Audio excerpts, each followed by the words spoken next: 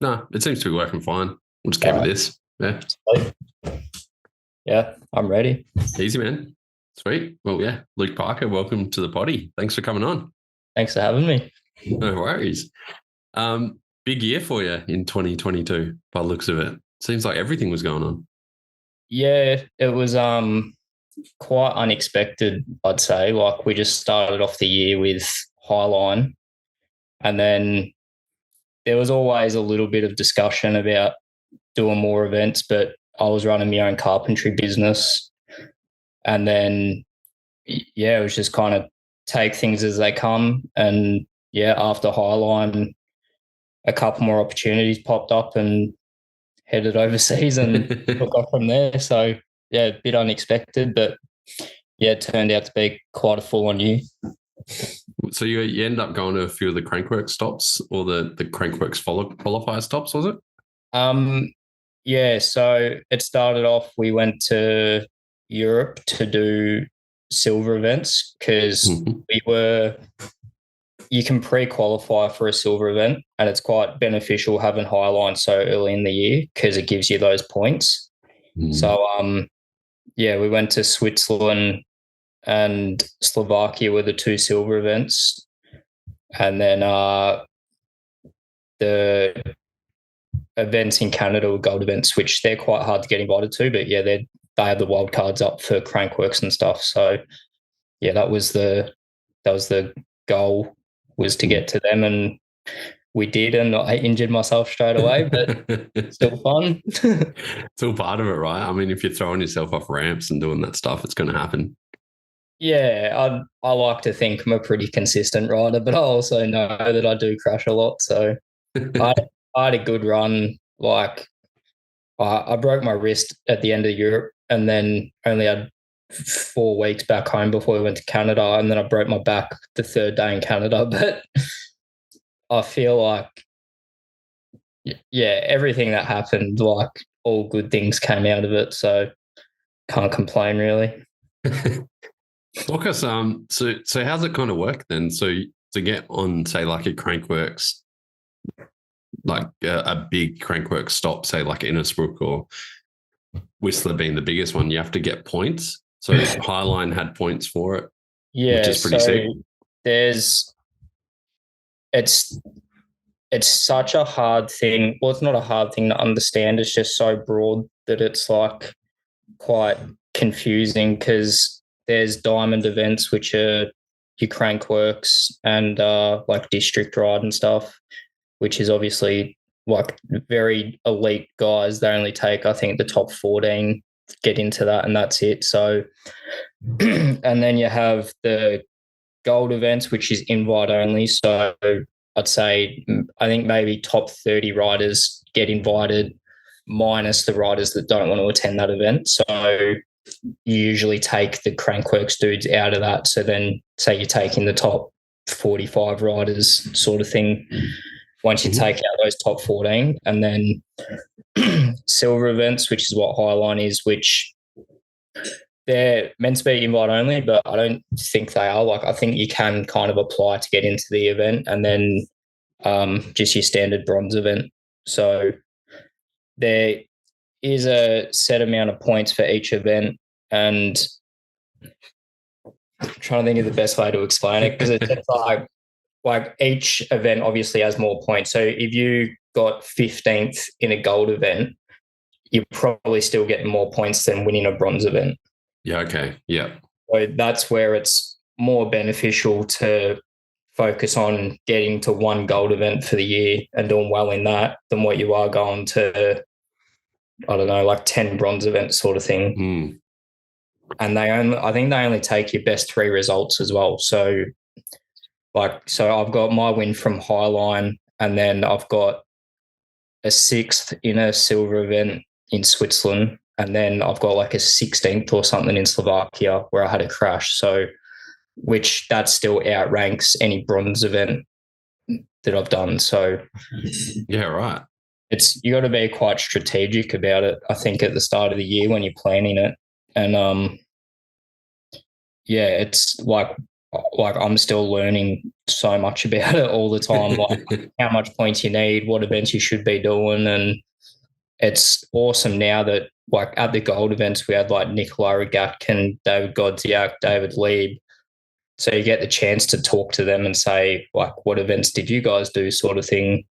David Lieb's a great example of he did the gold event at Silverstar, which got his wild card for Joyride. So like you've still got real top name dudes that are at these events trying to get into Crankworks for either the first time or to re-qualify sort of thing. So yeah, it's quite a big process. I think it ended up being about like 8 or 9 events outside of Australia that we attended just to try and qualify for a Crankworks event.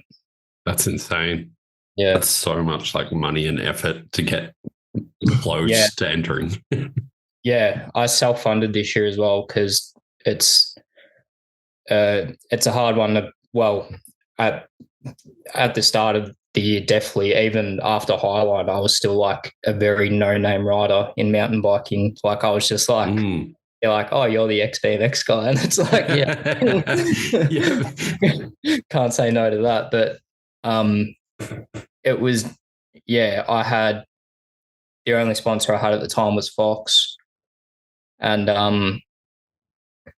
like when you start thinking about, I had money from running my own business that could have gone towards a house deposit. That's how much this year cost.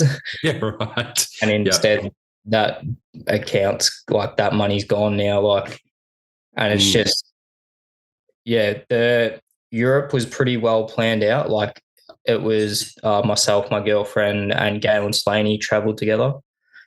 And Darko helped us out immensely with that. They had a van over there in France. Sick.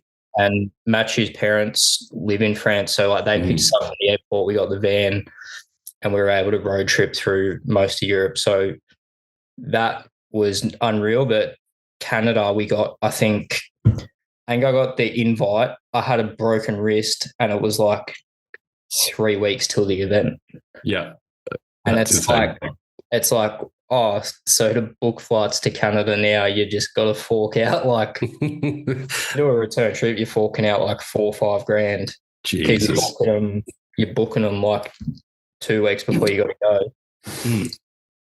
And yeah, the cost is just like I wouldn't change it for the world. It's like I thought I'd struggle with myself a little bit knowing that I broke my back the third day in Canada, but I still got to like go watch all the events I was there for, got to hang out with everyone, got to go to Joyride. Like I pretty much got a sick mountain bike vacation without the mountain biking. So well, I guess you're paying for like experiences, right? Like you're not, and they're going to last you a lifetime. It's not like you're buying a car that you're going to use for 5 years and that goes out in the bin type thing. Like, yeah, and like end of the day, like as I said, I literally couldn't think of anything on that trip that I'd like.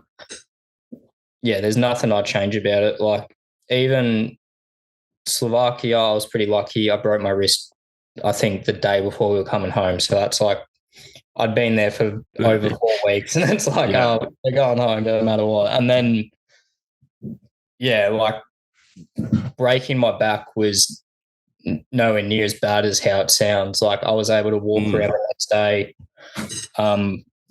Gold events, you treated like royalty sort of thing. Oh, like sick. On-site physios and like accommodation was provided for all the events and everything. No way. Transportation. So it was like so I hurt myself, but then you do get really well looked after, and it made the experience like still really well. Like I treated it as if it was a holiday. So yeah, right. It ended up being, well, I was thinking worst case scenario when it happened, obviously, like I've just broken my back. Like, do we fly home now? Like we've been there for 3 days. Like, and then, staying was the best thing that ever happened. Like, I think just being like Brandon Semenuk, I met at Whistler and he's been, even when I was riding BMX professionally, and my favorite rider was like Brandon Semenuk. Yeah, right. That's insane.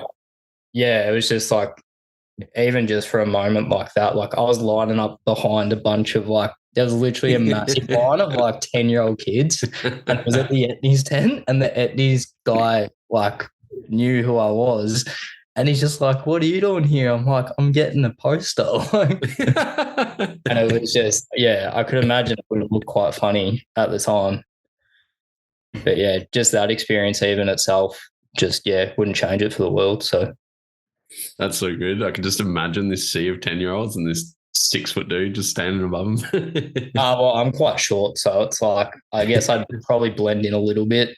You just hit your growth spurt early, right? Like, yeah, pretty much. I remember, I was like pretty blown away because I didn't know much about you at the start of the year, to be honest. And then I saw you ride Highline, and I was just literally like, who the fuck is this guy? Like, and I'm like, why is he riding this like unbranded bike? And like, he's on Fox, which is sick. But yeah, dude, like you and Mike Ross were just head and shoulders above the rest of people there. And I was like, who is this guy? Like, yeah. What was entering the mountain bike scene like for you? Yeah, it was, well, it's a long backstory with my BMX career sort of thing. Like, I think before I got on the mountain bike, so I think I've been on the mountain bike for about 3 years now. And it was originally, I just got a hardtail one day when I was just like, I was still sponsored by Colony BMX, but I wasn't riding a whole lot. I just filmed a street video, which that's what makes it even kind of funnier, was I focused solely on street riding for like 3 years before I got on the dirt jumper. And then, I think I just seen my mate had a dirt jumper up for sale, and I was like, oh, I'll get it. It'll just be fun to ride, just mix it up a bit. Like, I was just getting a bit bored with just riding, and I didn't have time to go anywhere other than my local skate park. So it's like, I wasn't doing anything. I just wanted something to mess around on. And then I started doing like tricks again that I hadn't done in years on a BMX, because I have such a fear on a BMX about injuries, because I've had some horrific injuries. And I was like, oh, it makes no sense. It's just a different bike, but I'm not worried about it, sort of thing. And then, Benny Phillips invited me out to his setup, and I went out there once and just, did tricks that I hadn't done in like 10 years. Like, first time a dirt jumper, doing like flip tucks, 3-whip bars, like stuff that I used to do a lot of on a BMX that I'd be way too scared to do now. I was just doing them without thinking about it. And then, as well as that, I met, so I used to ride with Ben all the time at Ramfest, but then I met like Galen, Matt Cooper, and started having these sessions, and I was like, oh, it's like a real good group of guys to be riding with, which I didn't have riding BMX anymore. I was just riding the skate park by myself. So it was, that side of things happened real naturally. It was just like, just going to ride for fun with friends, and I was just progressing, like doing all these tricks that I'd done on a BMX that they're obviously different. Like, I definitely hit a wall with it, which frustrated me, because first time I rode, as I said, did like a 3-whip to bar first session, but then it'd be like just smaller tricks that I just couldn't figure out. Like, that, but as for the BMX side of things, because I was still a sponsored BMX rider, I still technically am. I don't think I've been taken off the pack. I think you still are, according to Colony, but yeah. Yeah. So, there was definitely like, I think everyone's always got something to say about things, and I don't think no one noticed that I wasn't riding a BMX, but everyone noticed when I started riding a mountain bike. So it was just like, and I'd been filming a street edit at the time that I think people got a bit weirded out that I finished this video probably 2 months before it came out, which was when I started riding the dirt jumper. So all of a sudden I've got this new video out, but I'm only posting me riding a mountain bike on Instagram and stuff. I just caused a bit of mild confusion, and like I definitely wasn't in the I guess I definitely didn't have like I don't have 100,000 Instagram followers. Like it's not like I have a massive backing sort of thing. But I think just because I was such like a core part of BMX in especially Melbourne for so long, that I think a lot of people took notice of it, sort of thing, and it like I always love reading comments of what people have to say, like good or bad. But there was definitely a lot of comments of just people talking shit for no reason, and I'm like, it's BMX, right? Like, oh yeah. To be honest, that motivated me more to just like put it behind me, like, and just focus on, like, as I said, riding with Benny, and that they were like, Ben's a real hard person to ride with because he's like peer pressures you so much that it's just frustrating as hell. Like you don't want to try something and he's just in your ear the whole time. But it's like I didn't have that encouragement for so long, but it's what you needed to like kind of fuel yourself to get over such a fear that I had from crashing on a BMX. And that's where things just slowly took off, sort of thing. And then I rode Highline last year with a broken foot. So that that didn't go too well. But then you only won. No, this was the year before. Okay, sorry. Yeah. So me and Ben went to test that boner log on that Mansfield course, and Ben 50-50 cased it, and I landed dead flat over it, and just like my foot shattered on the pedal. And then that's like a max air to flat. That's going to be like 30 foot down on a hard tower. It's big. We worked out it had to have been 6 meters or something nearly. But sorry, go ahead. So after Highline that year, I had a good break. Well, because I had a broken foot, I was kind of sitting there, and I'd always watch Crankworks. Like it's not like I didn't know what Crankworks was, sort of thing. Just my main career focus was BMX. So then when I had that downtime, you really start looking into what like the sport is about, sort of thing. And I just had so much motivation when I could ride again that from that moment I was learning like 2 tricks a week. Yeah, right. Going as hard as I could. I'd watch nothing but Crankworks, like just having one of those moments. And now we're here. What was it that scared? Like you mentioned that BMX was kind of scary, or you were worried while riding and stuff. What was it exactly about the little bike that kind of put you off? So I had a very short, like full-time professional BMX career, and that was when I was 16. I went to America and I won Gatorade Free Flow Tour, that was a qualifying event for amateurs to get into Dew Tour.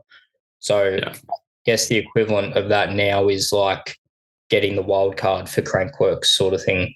It's huge, right? Like the Dew Tour is the shit. That was the people. So I did that when I was 16, and I was riding Dew Tour dirt in Las Vegas, and did a front flip bar spin, which that was in 2011 that I tried a front flip bar spin, which back then I think it had been done a couple of times, but definitely not like just mid competition sort of thing. Yeah. And the only camera angle we've got, it looks like I landed it, but because they have it in like a real tight area for spectating, obviously there was the real steep last landing and then a real sharp corner, and I just I think I just got bucked off the bike, body slammed the corner, and that like ruptured my spleen and my kidney. Broke a few ribs. I think I was unconscious for about 4 or 5 minutes or something. Caused a lot of other injuries, but that put me in intensive care for a few days. And then when we got back home to Australia, I couldn't ride for, it was almost a year. I was off the bike. Yeah, wow. And then not long before that one, I snapped my shin bone when I was 15 and had one of those full like metal cages on my leg with the pin sick. through it. Yeah. Had that on for like 4 months or something. And then after that, had plaster. Yeah. So that was just traumatizing. And then when I was 18, went back to America just to do like, there was like the Vital BMX games of bike and stuff. I just went and did them, did Texas Toast Jam and a couple of other things. And then got back home and I was riding like the best I ever have. And I just broke my ankle one day, just end of a session. I don't remember what I was doing, but it was something so small. It was like doing a foot jam or something. And my hand slipped off the grip and I looped out and just snapped my ankle, had to get it bolted together. And then I remember after that recovery, I rode for 2 weeks and then snapped my other ankle. Fuck. And that was enough to just send my BMX career from like being at the pinnacle when you're at 16 years old, 17, 18, 19, you're just getting lower and lower and lower. And just you go like at that time you start, I started working then as well because you have no choice. It's like once you turn 18, it's like, well, you need to get a car now and stuff. Whereas when I was 16, people treated me like I was riding for Fit, Monster Energy, Vans. Like, I guess people kind of looking at me like I was going to be a big thing. And then within 2 years, you'd forgotten about pretty quickly because you haven't ridden a bike. So, and then, from there, I was just working full time, still riding a lot, but it was just like I was riding for Colony and, I was pretty dedicated to working. Like, I liked my job as a carpenter and was doing my apprenticeship. And, it's like not that it fizzled out. Like I was always determined to, like I was still always on road trips. I was still always like filming edits. Like I think I still filmed probably like 6 or 7 edits. Like shit. Yeah. But it was just that there was no way for me to be able to ride at that level to get back into where I needed to be. So you're just kind of at the point where you're going to ride a bike and like I was having the most fun with it because like even though I rode for Colony, Cooper, who was my team manager, was also my filmer. So he always knew. But like he always knew what I was doing. Like he never doubted anything or like there was like a lot of great trips and everything, but there was definitely a part of me that just couldn't like get out of my head that I could just drop in and like crash and break my leg and then I remember I made like an Instagram post just saying like I'm done riding competitions and shit, and now like people that like I think I deleted it pretty quick, but people that seen it still give me shit. They're like, "Oh, when's your next retirement and stuff?" But, that's too good. I think when you it's a real hard one, and that many injuries, and like I can't say any of them gave me real bad physical pain because like I've got a real good pain tolerance, but also like I was snapping limbs to the point where you feel nothing in them, sort of thing. Like, and the mental state that puts you in, being injured so much, like missing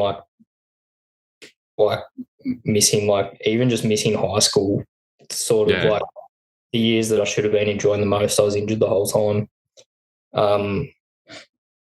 It took like, I don't think I realised at the time of the mental toll it takes on you, as well as knowing that you're just fading out of this spotlight that everyone put you in. It's just like, it was quite a rough thing to go through that. Just like,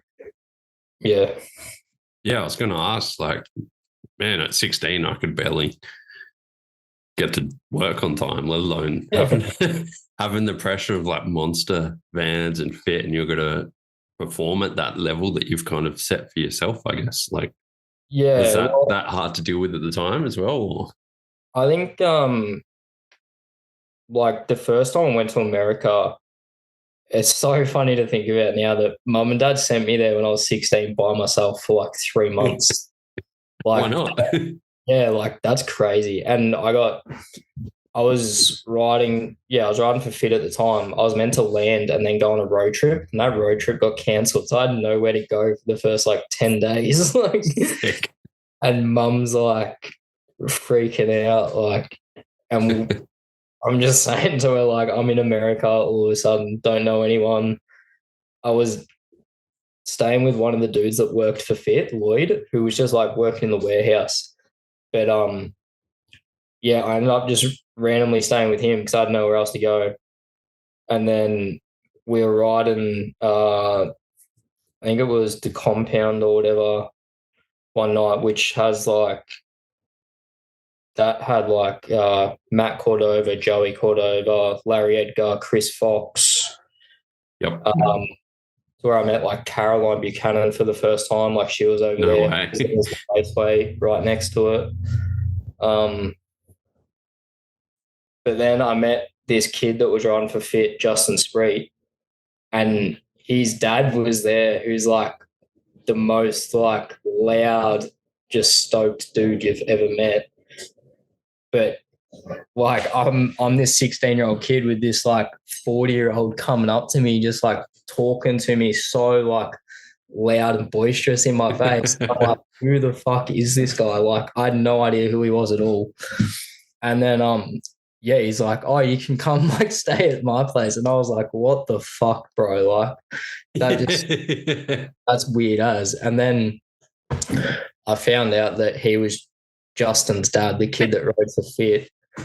And it like made a bit more sense then. And then if you didn't know that beforehand, that's so creepy and so out there. Yeah, Like, yeah, that's what I mean. That was like, it's so funny. I've told them this story as well, and it's like, yeah, they found it hilarious. But I ended up living with them for like 2 months. Like they took me in, and yeah, like that. Justin had a sister that's like the same age as my sister as well. It was just like being in like my family over there, sort of thing. I can't think of the money they spent on me. Just like they gave me a bedroom, like did my washing, fed me every night. Like they even, when I had the Gatorade Free Flow finals, they flew to Portland from California just to come and watch me. Oh, that's sick. Yeah, like that was, yeah. So that was like the best thing that ever happened to me. But yeah. I can't even remember where I was going with it. But no, it sounds sick. I was just saying, like, yeah, all that pressure that would have been on you at 16, and that, but you managed to get through it all. Yeah. Oh, yeah. Sorry, that's where I was going. So I think having like kind of they end up being my American family sort of thing, having them and the fact that they were putting in the effort to come and watch me at competitions, it was like, and that.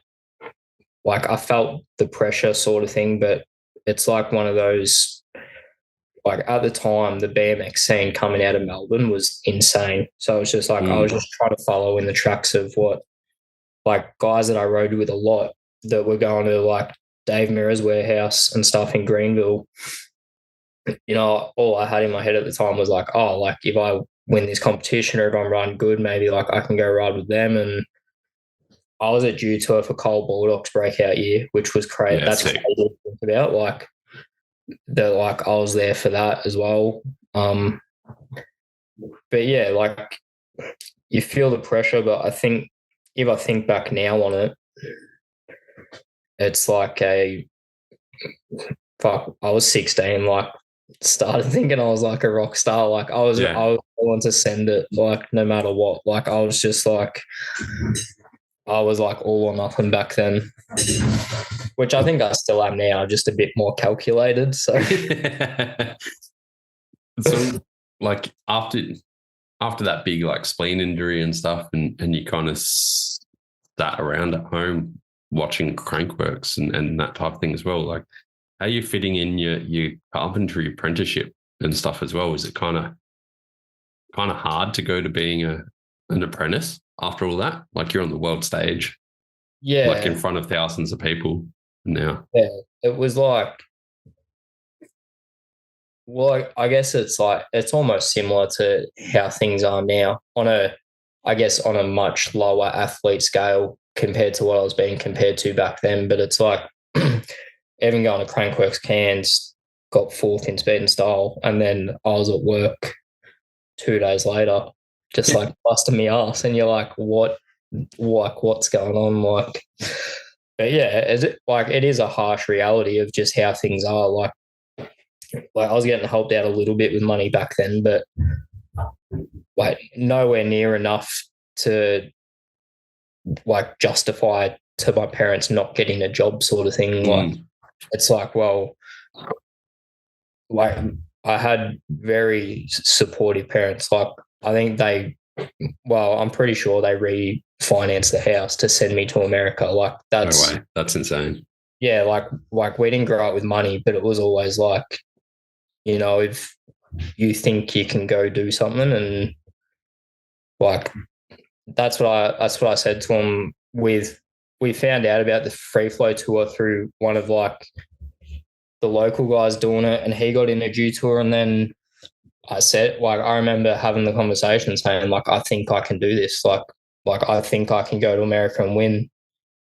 And yeah, they pretty much went, well, if you reckon you can do it, then yeah, we'll find a way to make it happen. And that's sick. Yeah.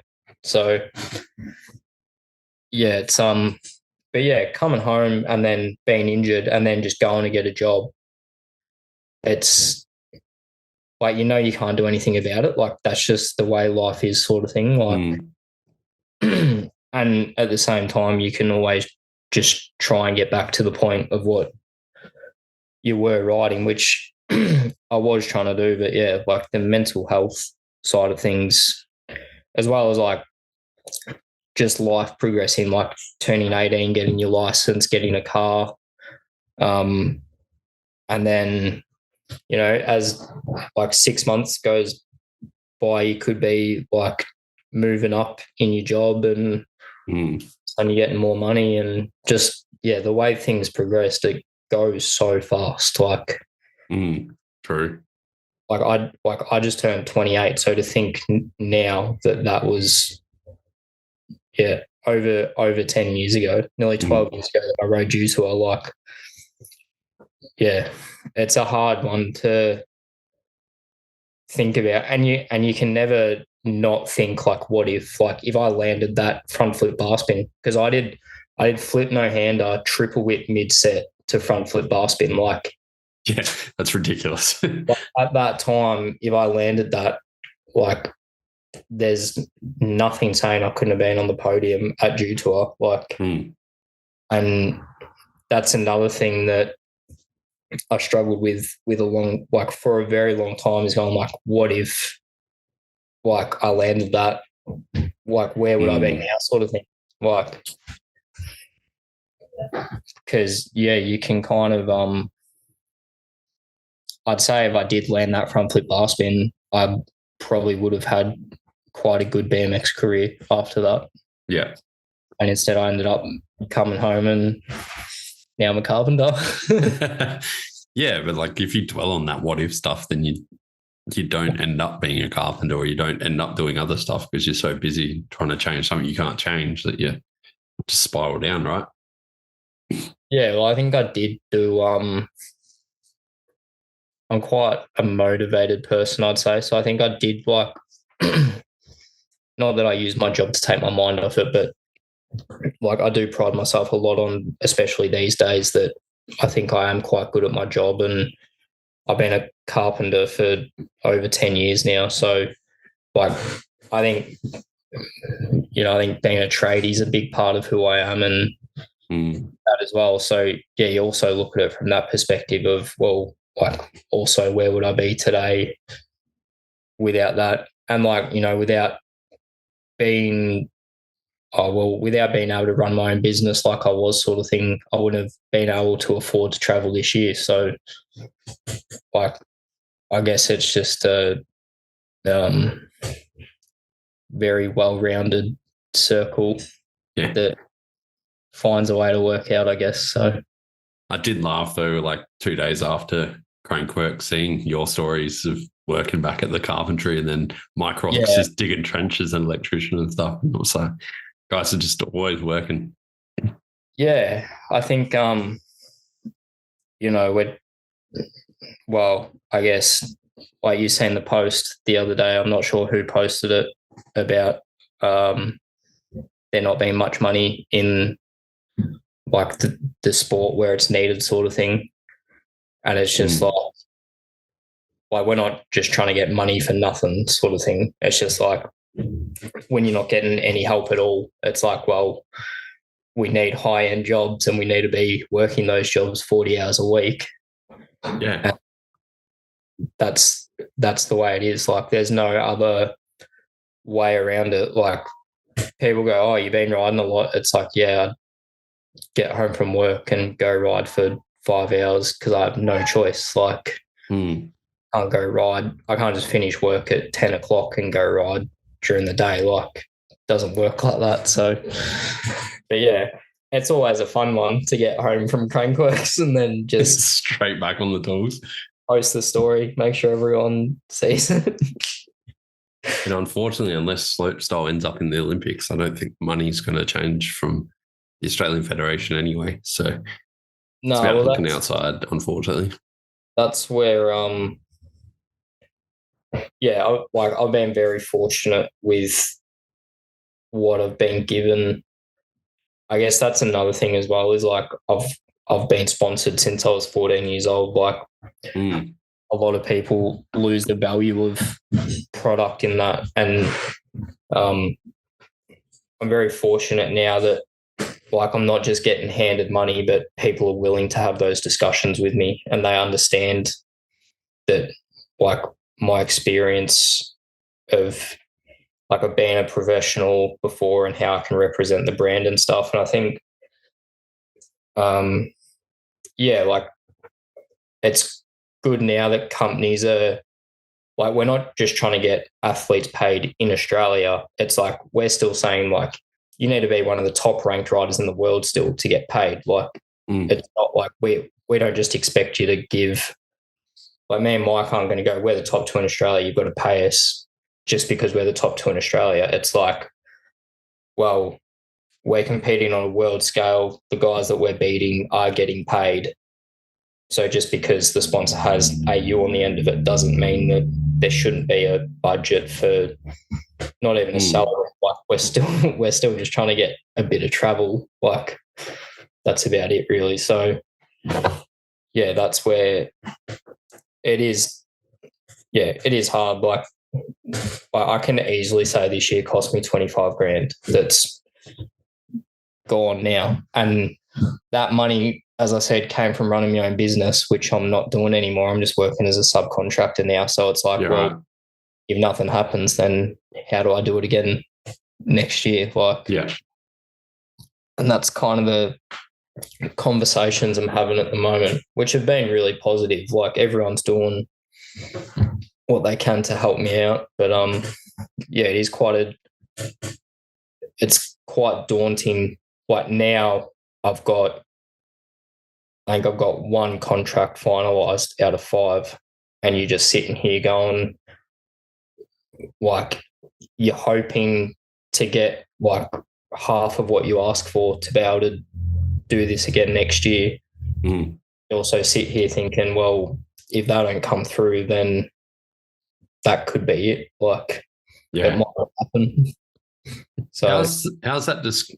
I mean, don't need to go into details because obviously there's things in the background, but like, how do those discussions kind of happen? Do you wait for the brands to approach you, or are you looking? Do you approach other brands, or how's it kind of work? No, so the original thing so my original sponsor, which was Fox, came about through, I used to ride for Fox for BMX riding. And not saying I walked into that one, but I knew the right people to talk to get that sort of thing. And also people that knew what I'd done on a BMX that went like, yeah, well, we don't doubt that you could do it on a mountain bike sort of thing.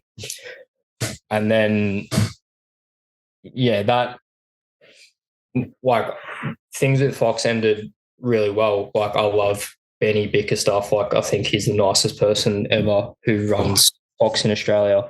Dude, he is. Yeah, he's a legend. Yeah, legend. Like, I could never say a bad word about like even they were offering me like just a helmet and goggle sponsor. Like they were doing anything they could to like look after me, but pretty much that ended because I said like, this is what I'm trying to do this year, which was just after Highline, like just one Highline. We're going to do the world tour, just want a little bit of help. And then couldn't really get what I needed out of them. And then that's when I started talking to Darko, and it was always like, I think most brands have like a loyalty period sort of thing. Like the first year you ride for them, unless you are the top, like unless you are a top well-known athlete that's going to just absolutely cream it for them, then every company has a loyalty period. Like we'll give you product for a year and then we'll talk after that sort of thing. Like, and I think, Darko was the first one. And then I was working with, well, at the time, Dave Leslie was just kind of helping me out. He was running the Australian Slopestyle tour. And I met him through Darko, and I actually met him through his son Leroy. Yeah, right.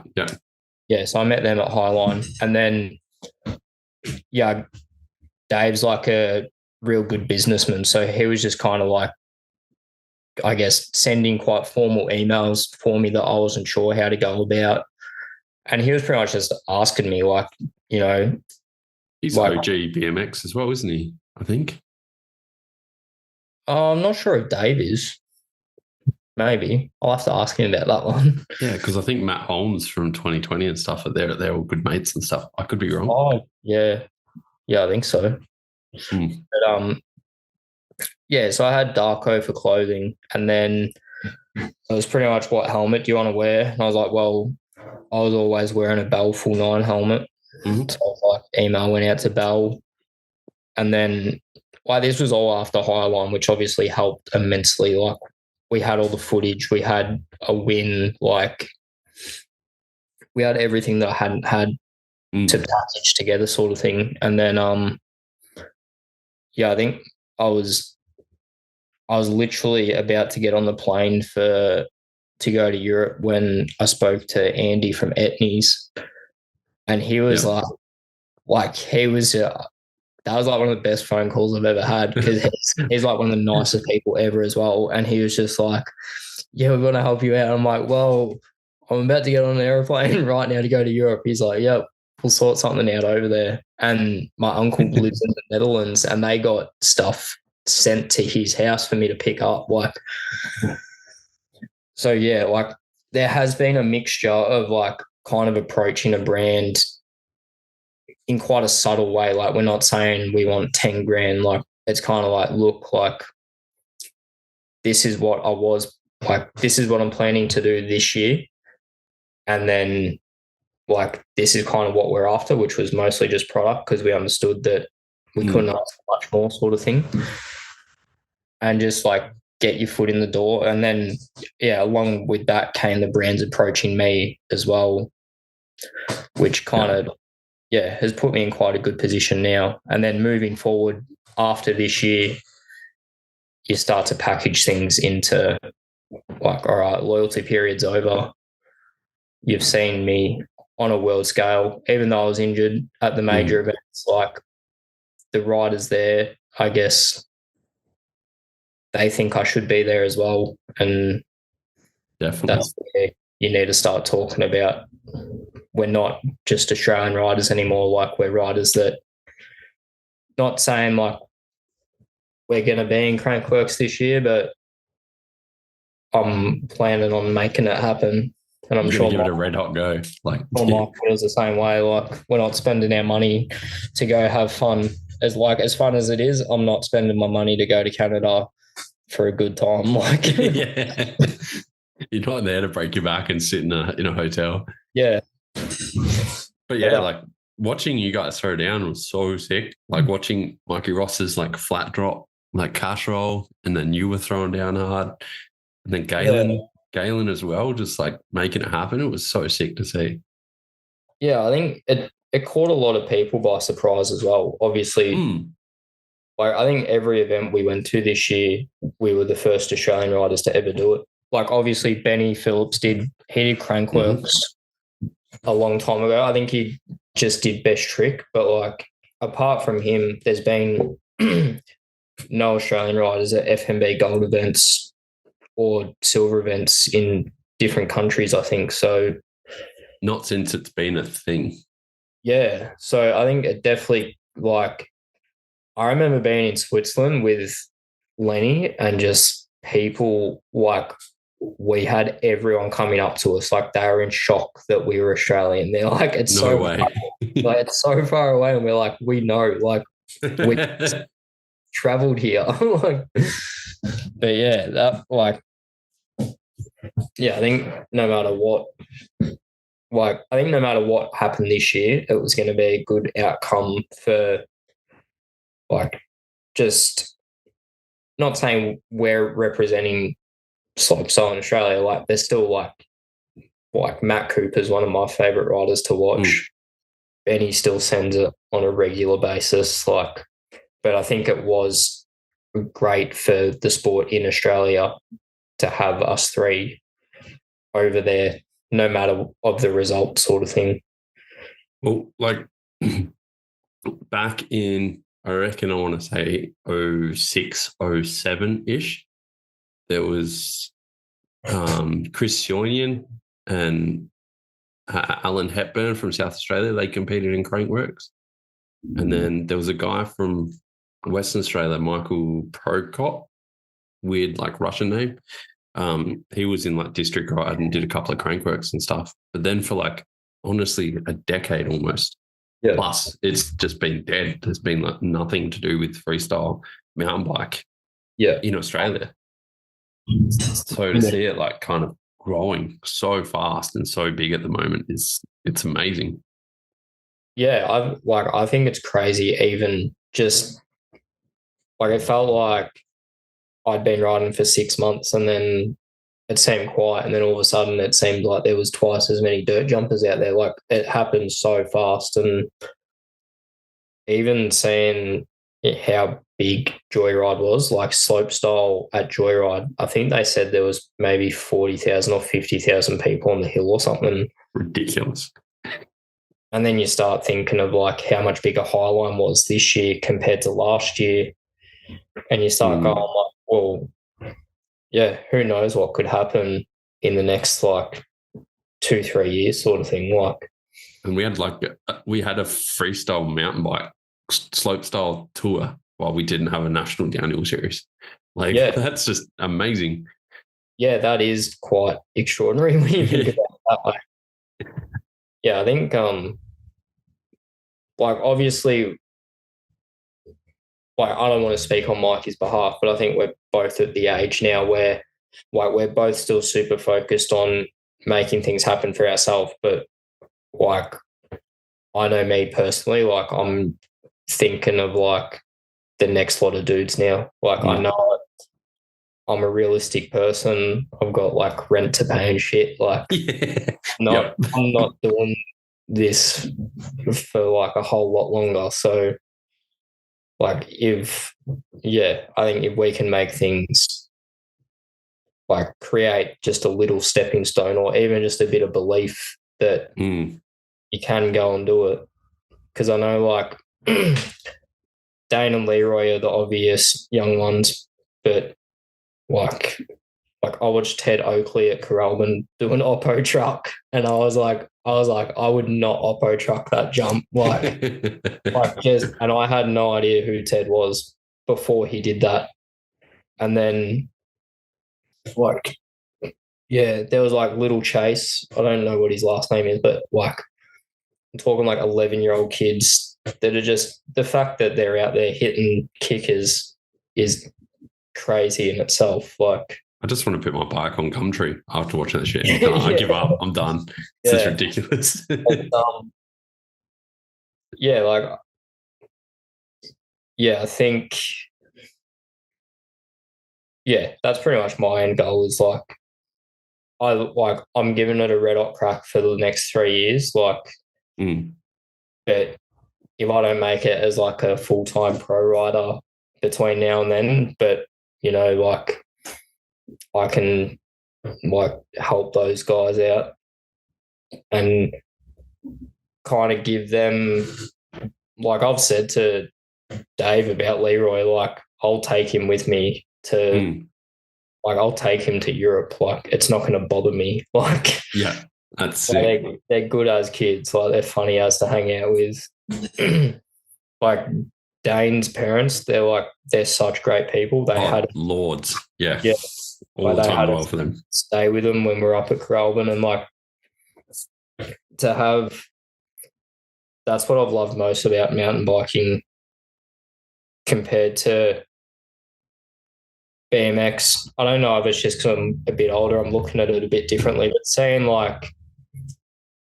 seeing families involved in it the way that, well, seeing parents support their kids the way my parents supported me, whether you have money or you don't have money, it's just like, and then to meet the kid and the kid be a good kid, you go like, you just want them to succeed straight away sort of thing. Like, dude, Dane blew my mind at Highland when people told me he was like 13, 14, whatever he is. Like I was just like, holy shit, it's going to be big. Yeah, I think, yeah. Well, there's so many good kids all over the world, which that shocked me when we were traveling, but at the same time, watching their progression rate, like I think Leroy for free riding, like I have no doubt that Leroy will be in Rampage. Like, yes, like I think Leroy's 17 now, and I'd rate him as the best free rider in Australia on a big bike. Like, yeah. And then you watch Dane's progression. It's like, and you can't turn around and say, yeah, he's got his own airbag. Like, you've still got to send it on an airbag and you've still got to learn the trick. Like, it doesn't just happen by itself. Like, I mean, I can put an airbag in my backyard. It doesn't mean I'm going to go ride it every day. Yeah, exactly. Well, there've been days that we rode the airbag where it's like you have one crash on it and you can't move for 2 weeks. Like, you get whiplash, like it can suck your limbs into it. Like, yeah. You can still knock yourself out on one. Like, but yeah, like, yeah, if we can just kind of, yeah, as I said, still give it a red hot crack, but at least leave some form of path behind for those guys to follow in our footsteps a little bit. I think that'd leave me the happiest, I think. 100%. 100%. Feel like I am their dads. But man, like those guys, like watching you go and ride internationally and then, you know, go to Crankworks Cairns and stuff, and they can actually go and see you guys ride and give you high fives afterwards. They've got to be looking at it and going, oh, there's actually a pathway for us now. Yeah. Well, yeah, I definitely think, I wouldn't say I was nervous about Crankworks Cairns. It's just like, I guess, a first event in your home country, you're not like, you're really hoping for the best outcome sort of thing. And I think because I was just at Joyride before that as well, you go on like like you compare it automatically without even thinking about it sort of thing. Yeah. But yeah, I think it was, I think what I noticed most about Crankworks Cairns was, yeah, that hometown, home crowd sort of vibe where you did have kids that might not have even owned a mountain bike yet. Like they were just there as a spectator. They wanted to come and see the Australians. They didn't want to go see like the top pro riders. Like I remember when I raced Bass, like I got like swarmed after that, and I'm sitting there trying to talk to Bass. I'm like, oh, like what's going on? Like just like freaking out over him a little bit, and then all the kids kind of like they just want to go to like the local Australian that like grew up in the same country as them sort of thing. So yeah, like best case scenario, if we had an Australian rider in slopestyle at Crankworx Cairns, which I don't think that definitely can't happen next year because of the way the qualifying works. But the year after that, I think that would be like the best thing ever for kids to see, especially like aimed at it, like do it sort of thing. They should give like a wild card to the home country's like crew. Yeah, it would be sick, but it's also so broad spectrum. If you've seen the level of talent in like Canada and that, yeah, true. It's yeah, it is. That one is a fun talking point, the whole wild card situation, because there's a lot of misunderstanding behind it. Yeah, right. But how so? I think just like, so I guess the question is like, how would you give out a wild card? Like, how would you choose where the wild card goes to an Australian rider? Just a death match. Yeah, that's pretty much what it would come down to, because it's an interesting topic, that one. Everything's an interesting topic in mountain biking, mate. It's just never talked about. Yeah, you can't get away from politics. It is sick though, like still having that opportunity for people that maybe didn't fully qualify or had some issues or something. It's still cool to see that opportunity there for them. Yeah, well, I think if there was going to be a wild card for Australia, it'd have to come through a gold event in Australia. So whether they do that, because then you'd still get guys from Canada and that coming over here for that gold event, the same way as what we went over there for their gold event. So, which means an Australian rider still might not get the wild card. Yeah. So that's where it's like, that's where I guess the broader side of things starts coming into it. Is it's like, as soon as you go to a gold level event, it costs probably triple the amount to run, because gold level, they provide accommodation, like meals sort of thing, where it's just like meal tickets or vouchers or whatever. And then the course design, it pretty much needs to be run on a Crankworx level course. So you'd say now with Cairns being there, you'd hope that they could do that at Cairns. Yeah. And that is where our best opportunity would be to have a gold, or to have a wild card up for grabs for Crankworx Cairns in Australia. Just need that gold event. Yeah. But that's a lot of money if you're paying for accommodation and food up in Cairns. Well, yeah, that's where it comes into who funds it. Yeah. Because Crankworx won't fund it, I don't think, and then we need an organisation in Australia with heaps of money. Yeah. That doesn't believe in road cycling. Yeah. Oh well, it'll happen. Yeah. It'll happen. What are your big plans for 2023 then? You're coming into it healthy and everything, so yeah, I've still got a little bit of back pain, but I'm as healthy as I think I can be.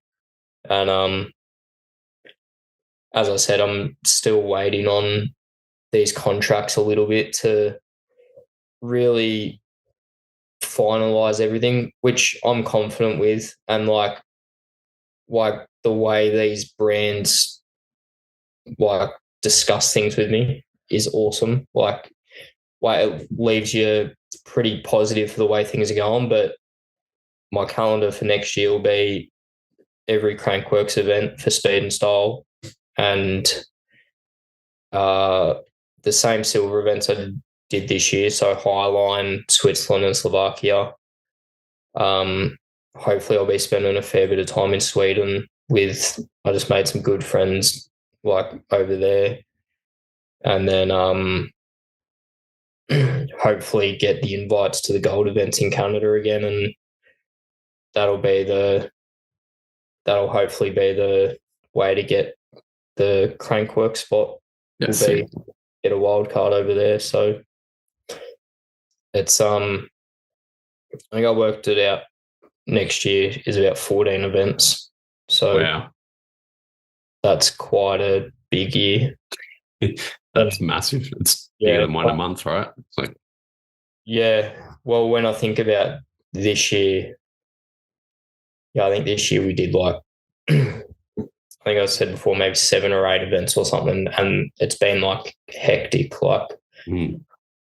So yeah, I think I'm super lucky that like everywhere we went, you kind of meet people. Like everywhere in Europe, we met people that like want to accommodate you and stuff. So hopefully just those little things, like you start saving money, like start feeling a bit more comfortable. Like you have someone to pick you up and stuff, and you're not trying to hire a car and drive on the side of the road. Like just all that little shit that I'm hoping takes the stress out of things a lot, and just you focus on riding a lot more.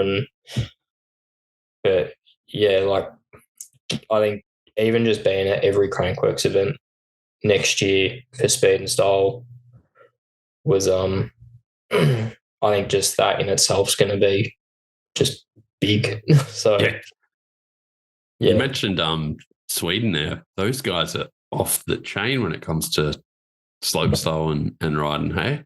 Like, their facilities are next level. We went and rode.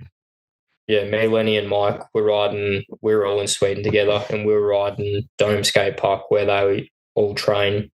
And that is like in every session was like Emil, Max Fredriksson, Alex Alenko, Elof Lund, Lucas Skild, plus more guys. And it's like the most ridiculous thing to watch one of those sessions. You almost don't want to ride. You almost just want to like spectate it because it's just insane. Be a fly on the wall. Literally, like you can't not just sit there and watch. And hopefully they're all the nicest people as well. Like I cannot stress enough that Swedes are the nicest people on earth. Like, but yeah, hopefully it's still a big what if at the moment because I don't know the actual FMB schedule. Like we know the work schedule, but not the FMB schedule. But the goal is to not fly home between Europe and Canada, which hopefully that would be spending my time in Sweden before Canada. Would probably end up being cheaper as well, right? Way cheaper. But that's also counting on that I get the invites to the gold events. So that's where it's so stressful as well without the financial help planning. Like you could pay to go to Canada for no reason. Like true. Qualify for the gold events, but you want to be booking stuff as early as possible to save money. But yeah, it's I never thought I think I'm quite business smart with like things like but just the planning that goes into this stuff just in your everyday, like trying to fit it into your everyday life. Like it's one of those things you kind of put in the back of your mind a little bit, and then all of a sudden, like before we know it, we're going to be at Highline next year. And I think we're leaving Highline on Sunday and we've got to fly to Rotorua on the Tuesday or something for Crankworks. Yeah, right. They're the weekend. Highline's the weekend before Crankworks. Is Cairns before Highline then? No, Cairns is in April. Oh, so it's Roto, Cairns. Roto, then Cairns. Yeah, okay. Yeah, I thought it was the other way around. Yeah, so yeah, just trying to, even thinking about it now, I'm like, fuck. Like, this is hard. It's only, what, like 4 hours to the airport from Highline, right? Like it's Yeah. Yeah, well, I think I had no idea until I think I was talking to Caroline about her schedule, and she like sent it to me, and I was like, why are you like why are these so close? And she's like, yeah, because they're the weekend after each other. I'm like, oh. You haven't even realized that. Yeah. I'm like, I'm terrible with dates. Like, I'm the worst person with dates ever. Like, but yeah, I can't wait to see the FMB schedule, because that's when you can really finalize stuff, and then you really have a solid idea of what you're doing for the year. And then when you have a solid idea of what you're actually doing, that's when you can go into training mode, essentially, and it's when things get a bit more serious. Like at the moment I'm riding a fair bit, like as much as I can with work, but I'm still trying to figure tricks out. I won't say I'm learning anything, because I'm doing them all over like a small resi sort of thing, but just figuring stuff out in a foam pit. But once you have a solid plan, I guess it's like pre-season for downhill racing. Like once you know to a certain point, you're going to push yourself twice as hard. Whereas at the moment, I'm just out riding my bike, which is plenty of fun. But yeah, it's like I like having that like structured routine of something to work towards. So what's your process of learning new tricks and then managing the risk of injury? Because it's got to be pretty difficult, right? Yeah, there's a lot I still do. Like a lot of the stuff I do at the local skate park will be like,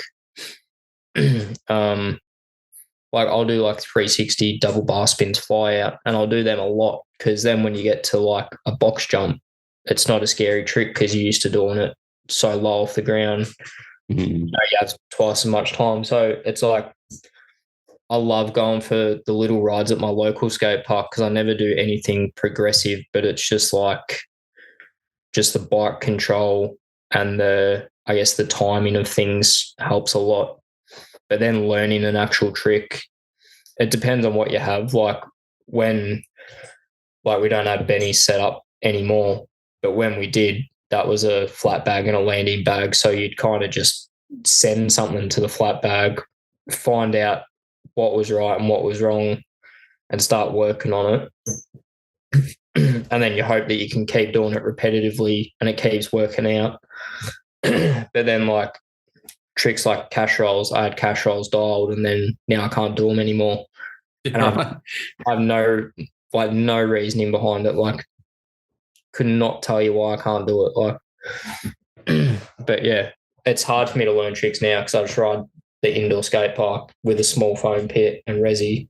So you kind of spend as much time as you can in the foam pit, like trying to figure something out. So at the moment, I'm learning 360 double downside tail whip. So that's like, opposite double whip in a normal 360. And that starts off just by over kicking a 360 down whip and just wailing through the air. Like you just see what happens. Yeah, kick your bike as hard as you can and see how many times it spins, like, and then try and think about how to get back on it. So yeah, there's like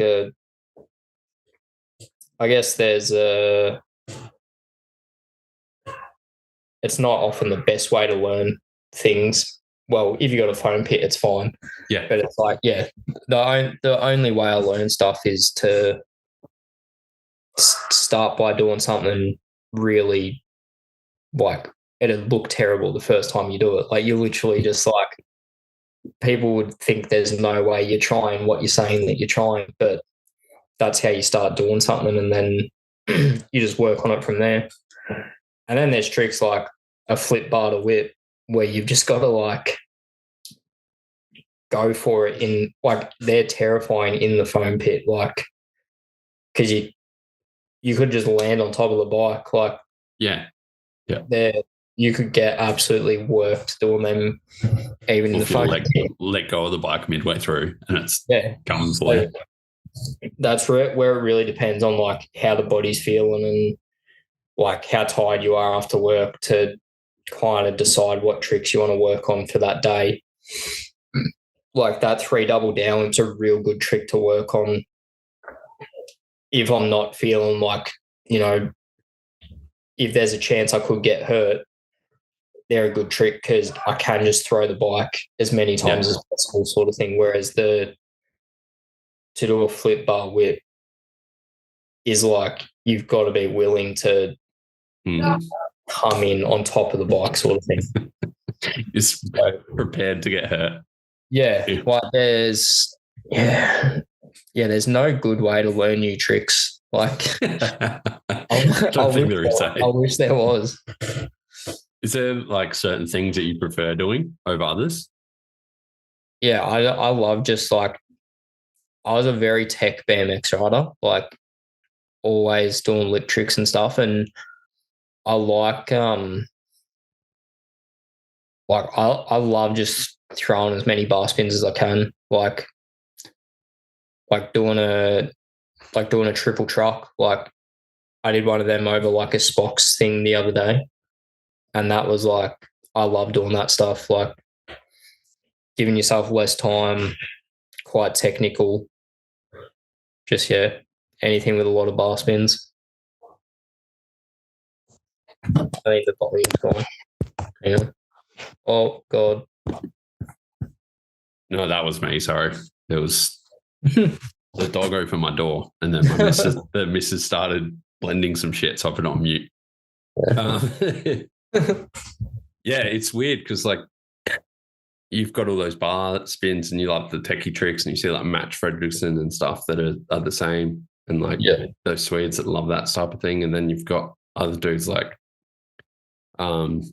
Rogakid, for example, like just flips and spins. He reminds me of Mike Spinner from back in the day. Yeah. Like just send it, although Mike Spinner never did a backflip, which was super interesting. But yeah, is it hard to kind of go into judged events knowing that you've got your technical abilities and then they've got their abilities that they're like, how do you kind of differentiate yourself? I think that's what I worked on the most before Highline this year. Like Highline this year, I was always going to do a front flip over that boner. And then I had double flips like dialed, like they were, like I knew I had to work on my big jump trick sort of thing, like the smaller stuff. Even if I don't have a big trick, I knew that, I could just get technical with stuff and make things work sort of thing. And I think that's where like even like the double whip I did at Highline up the top, I think tail whip's quite a technical trick when you're just doing them like over something small sort of thing. But I knew that I had to work on big jump tricks like what Regatkin's doing sort of thing, because also like when you start going technical, then you go like, well, Emil's a technical rider. And when you look at the technicality behind his riding, that's on a whole nother level. So then you're way up, like, do you want to do big sendy tricks or do you want to go a technical route where you're never going to catch Emil? Like I can gladly say that I'll never get to that of technical riding. But then, I think that's where at the moment I'm trying to keep a good mix of like, I've been working on a lot of opposite tricks. And then as well, like big jump tricks as well as like, I'm just trying to be that guy that can go like,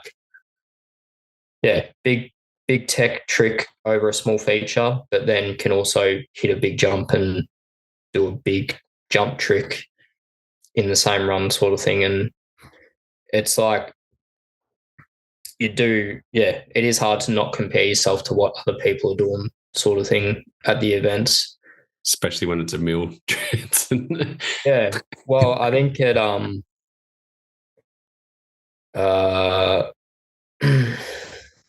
where was it? Yeah, that Silver Star competition where I broke my back in Canada.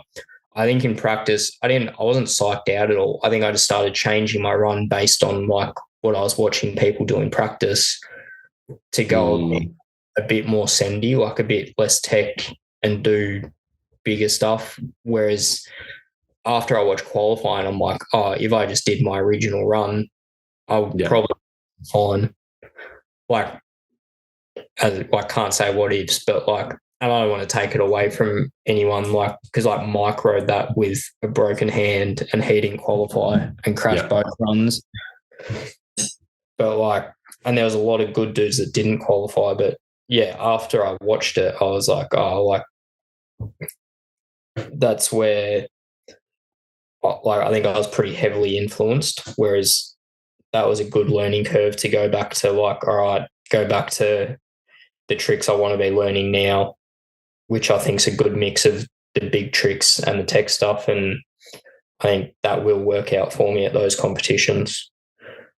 I think like the tech stuff, the smaller tech stuff is going to come more and more handy now that you're seeing what Crankworks are doing with their courses, like that satellite dish.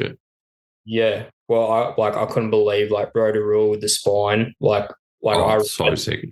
I ride spines every day. Like when I say that, I'm like, you're kidding me. Like, I reckon I could send a bigger trick over a spine than a jump. Yeah. And then, yeah, the way they're designing the courses now is very tech friendly, I'd say. So I think that will play in my hands a little bit, hopefully. But yeah, at the same time, like I look at like Mike's riding now, and he's so consistent with the tricks he needs to do well at the events. Yeah. So with a cash roll, the fronty Superman and a double flip, I watched him do them at every event and do well at every event. So it's like that's where I was also a bit influenced when you go like, do you then go back to going like, all right, I just need like a few solid tricks that I can do every time round, get them perfect. But then, yeah, I started feeling like I was just like limiting myself to, like, I get in my own head so bad. I'll be like, oh, what if I go to a course and it's got like a full like right hip and I've only been practicing straight jump tricks and I have forgotten how to do every other trick that I've ever learned and don't know what to do. That's what I start thinking in my head. So it's yeah, it's definitely yeah, I try not to compare myself, but I think anyone's going to do it no matter what sort of thing. It's human nature, right? Yeah, and I think it's definitely good because it definitely makes you like want to do something better. Like I'll always be comparing something to someone and try and find a better way to do it. But I mean, yeah, like as I said, watching Mike Ross with those three tricks, like he'll do them. Watching him do speed, like low cash rolls at Highline was the dumbest thing I've ever seen in my life. Yeah. Like just how locked he's got those things on track. But then you got to think whether the judges are perhaps watching it at every competition and know that you've got those tricks on lock, and then your scores might be affected because of that. And yeah. It's going to be difficult. Yeah, trying to, like, I never show up to a comp thinking of it from a judge's perspective. Like, I think I did that once and it just, like, messed me up so bad. But, yeah, I definitely agree with, like watching Mike do speed style and he does a cash roll when he's going as fast as he can. I'm like, Oh, yeah, that shit's crazy.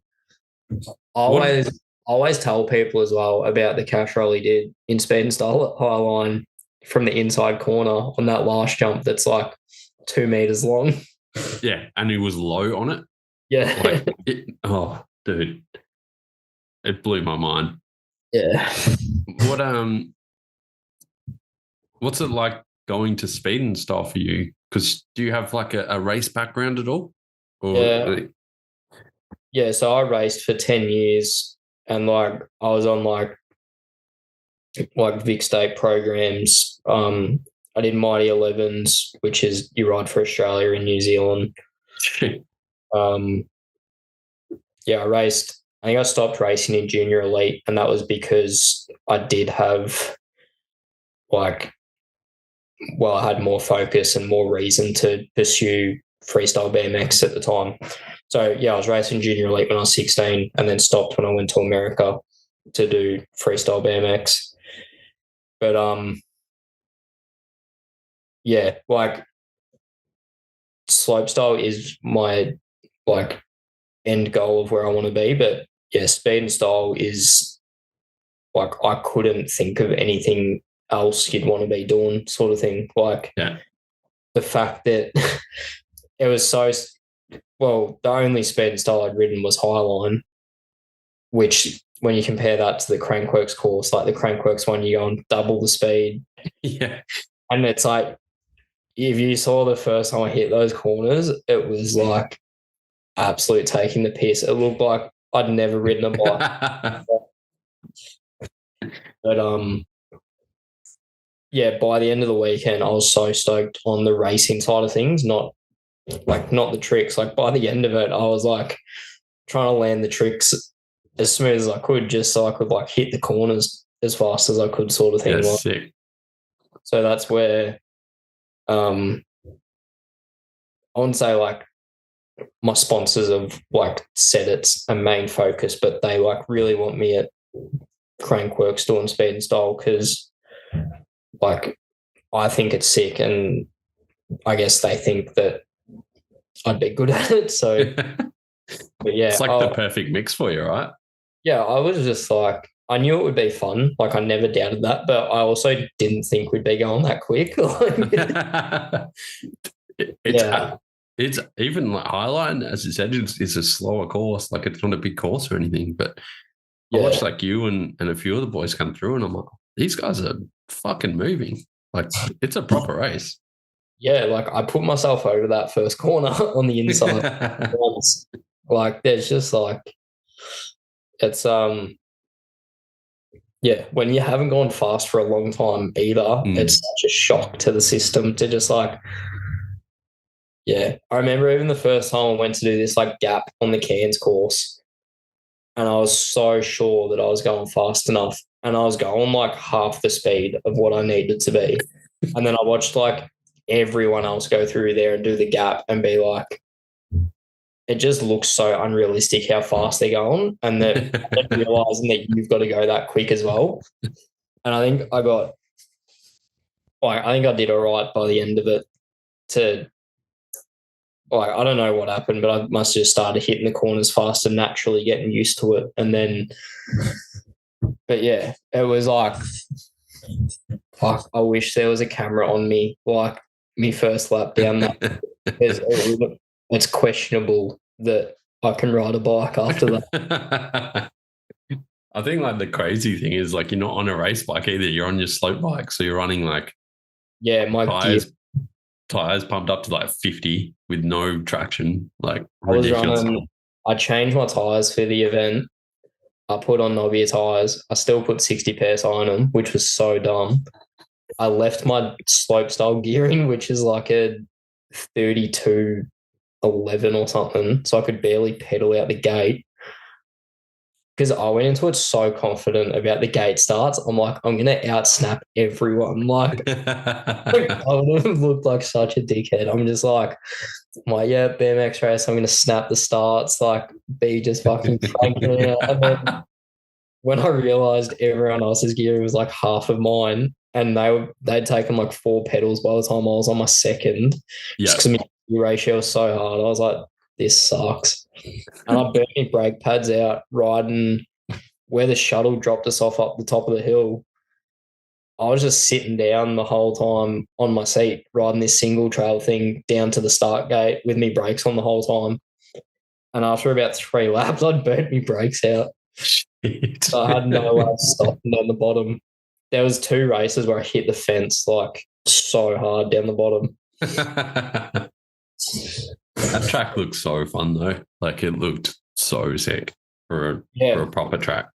Yeah, that was so fun. I didn't like that. No, not that I didn't like it. I struggled a lot with that flat turn thing that they put on the side of that landing.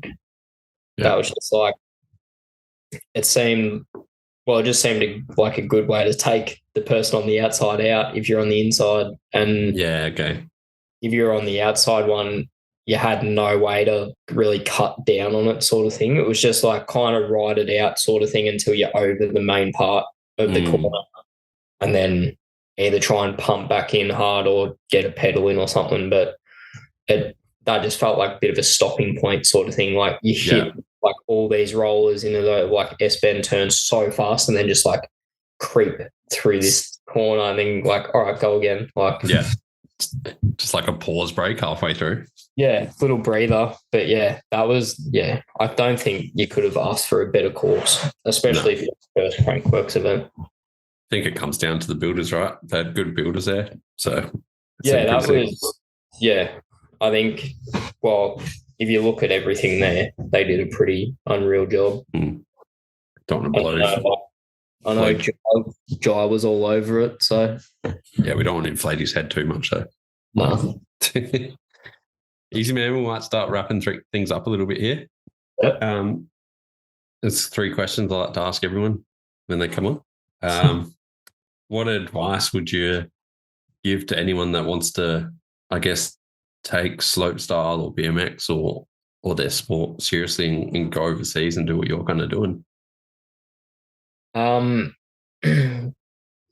Have fun mostly, like, and don't rush into it. Like there was always this thing when I was younger of like, oh, you'll get further if you're better when you're 16, like if you're a prodigy sort of thing. Whereas when I look back at it now, it's always like take a little bit longer with things and like really think about the process and what your actual end goal is. Like to get into Crankworks, you've got to go through like the European circuit, the Canadian circuit, build those points up like what we did this year sort of thing. And then, but yeah, I can't stress enough that like patience with it is like the best thing. Like be patient, have fun. And I really do believe like things happen best when they happen naturally. So I think that's where I'm fortunate at the moment. I think things are coming full circle for me a little bit, and I think that's kind of leading me to hopefully a pretty successful year next year. Yeah, for sure. 100% agree. See a bunch of like young kids at the moment and they're all like pushing so hard, which is sick, but they're all pushing to become the next World Cup winner when they're 13. And it's like you can just chill a little bit.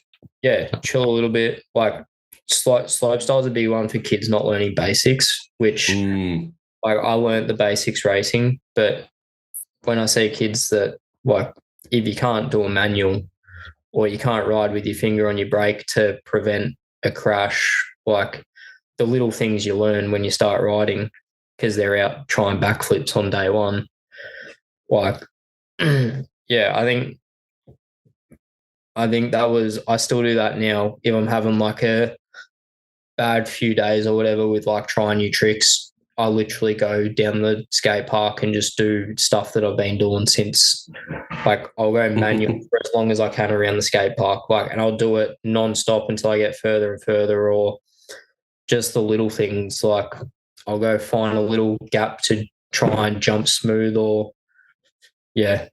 just going over fundamentals of things is massive. I think that's, I know we're supposed to be wrapping things up, but that just reminded me of like Chase Hawk. Like you watch his Instagram videos, just his manuals, and everyone's like, how do you learn a manual? He's like, I just practice it. Like it's just a basic thing from racing. Yeah. And it's made him famous. Like he can do some of the best tricks in the world, but like those manuals he has on lock are just ridiculous. Yeah. Yeah, I think that's a massive thing these days, I think. They can all do triple bar spin 3 whips. Yeah. But they can't do an X up. It's so weird. Is there anything like you regret or you would have changed up till now? In life or just with mountain biking? Just with BMX and mountain biking.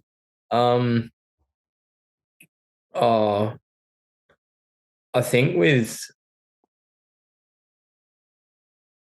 I wouldn't change anything with BMX except for like I think I guess if I could go back, you'd kind of like, I think I was so hard on myself for so long. Like I'm talking like 3-4 years hard on myself sort of thing, just about like where I was kind of ending up and the pressure I put on myself to ride as hard as I could every time I rode my bike, and how frustrated I'd get if I didn't get a clip or something, and like the pressure I felt to film something and take photos and let it consume my life so much when there was no need to, really. And I think that's where it comes down to, as I said before, like my most successful times have been when I've just like been patient and just let things happen, and you have the most fun doing that way. And that's all I change really, is just be a bit easier on myself. 100% get it.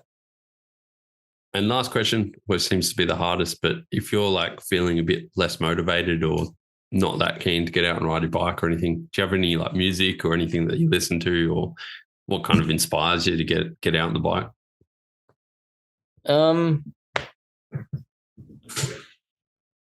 I think a lot of people always have a video that's like going to be your number one no matter what.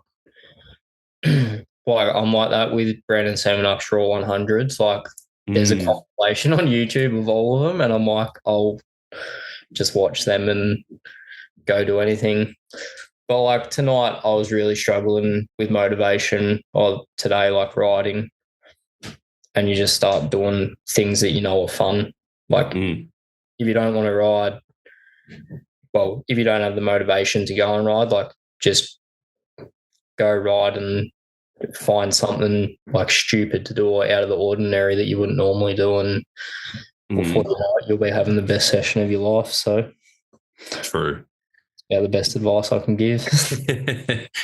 Man, that Raw 100, like where they've put them all together in that long video, is one of the sickest things anyone can go watch. Yeah, that's like, I can't get over how good they are every time you watch them. It's like every time you'll find something new in them. Yeah. Blows your mind. He's too good. He's too damn good. Yeah. Easy, man. Well, thanks so much for coming on. I've really enjoyed the chat and chatting with you. That's right, man. Hopefully I'll see you at Highline. Still trying to get my schedule together, but hopefully I'll be there. It'll be sick. I'll ask Carolyn to do mine as well while she's at it. Well, take it easy, man, and hopefully I'll see you in a couple of months. Beautiful. Thanks, mate. Cheers. Cheers. Bye.